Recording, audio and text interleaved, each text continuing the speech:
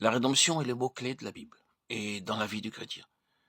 Si une personne n'est pas entrée dans cette expérience, elle ne peut même pas connaître ce qu'est la plénitude de Dieu. Dieu ne peut jamais se plaire avec cette personne. Souvenons-nous de l'histoire de la Pâque, lorsque Dieu envoya Moïse, le libérateur d'Égypte. Pour lui, il fit beaucoup de signes et de miracles. Le dernier signe fut la visitation de l'ange de la mort. L'ange tuait tous les premiers-nés des animaux, des êtres humains d'Égypte. C'était la colère de Dieu sur l'Égypte. Mais Dieu, dans sa grâce et sa compassion, fournit un moyen de salut pour les premiers-nés des enfants d'Israël, tant pour l'homme que pour la bête.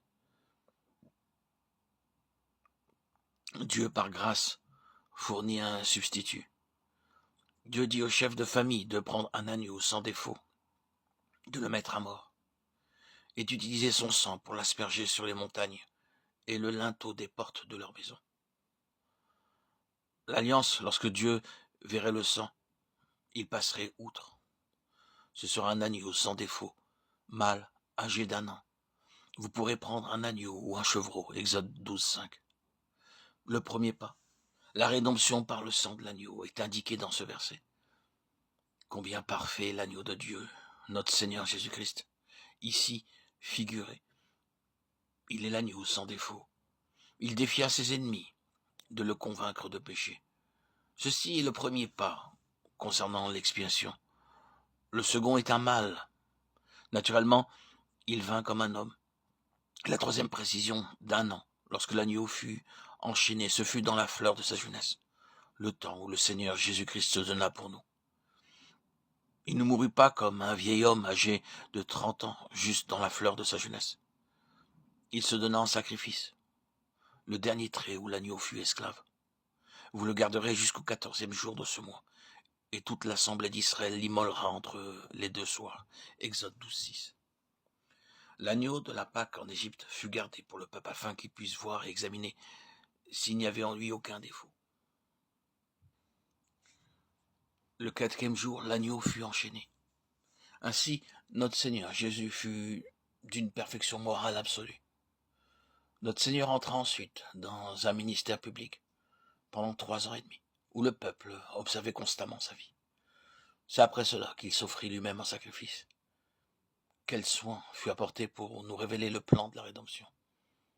Lorsque l'agneau fut enchaîné, ils firent usage du sang, l'aspergèrent sur les montants et le linteau des portes de leur maison. Exode 12:7. Le premier effet est qu'il n'y a qu'un seul chemin pour échapper au jugement, c'est de venir sous le sang de l'agneau. Dieu qui pourvut au chemin substitutif afin de ne pas retourner en Égypte, y a pourvu une fois pour toutes, pour nous aujourd'hui. L'Égypte est le type du monde. Le jugement de Dieu est sur tous. Tous ont péché, aucun n'est juste. Ainsi, il n'y a qu'un seul chemin pour échapper au jugement. Ce chemin est au travers du sang de l'agneau. Si les enfants d'Israël avaient gardé le sang sans l'asperger sur les montants des portes, ils se seraient placés sous la colère de Dieu. Ce n'est pas le sang répandu qui leur donnait la sécurité, ni le sang répandu qui les sauvait.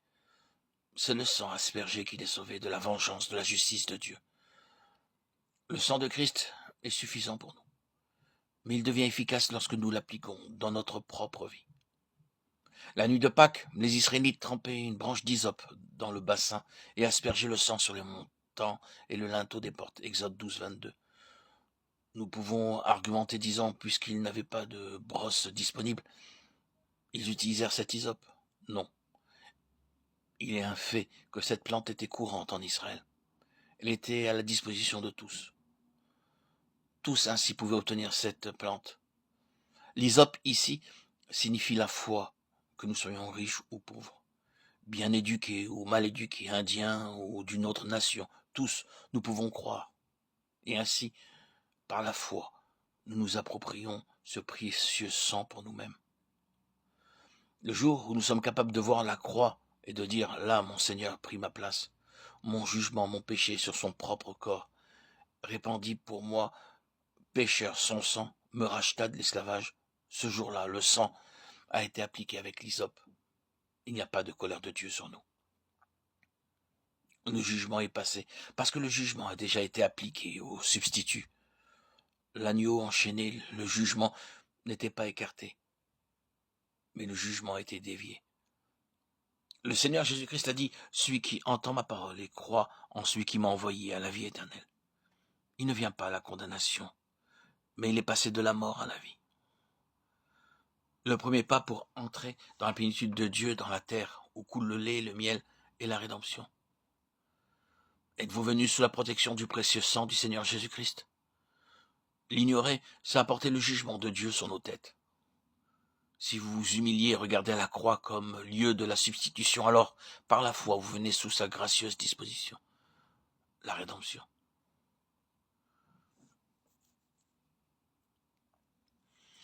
Lisons les versets d'Ésaïe 53, 5, 6.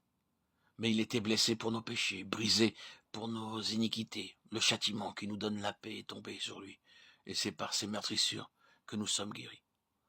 Nous étions tous errants comme des brebis, chacun suivait sa propre voie, et l'Éternel l'a frappé pour l'iniquité de nous tous. Voyez la toute suffisance de l'expiation, ce que le Seigneur fait. Sceller notre pardon par son sang, la plénitude complète de sa justification. Voyez vos péchés effacés. Seigneur, depuis que tu as fait cela pour moi, pour le repos de ma vie, comme j'ai servi fidèlement le péché, je veux te servir fidèlement. Expérimentez cela dans votre vie. Sinon, Dieu a écrit sur votre vie une seule chose, non agréable. Si Dieu n'a pas trouvé son plaisir en nous, où passerons-nous l'éternité ?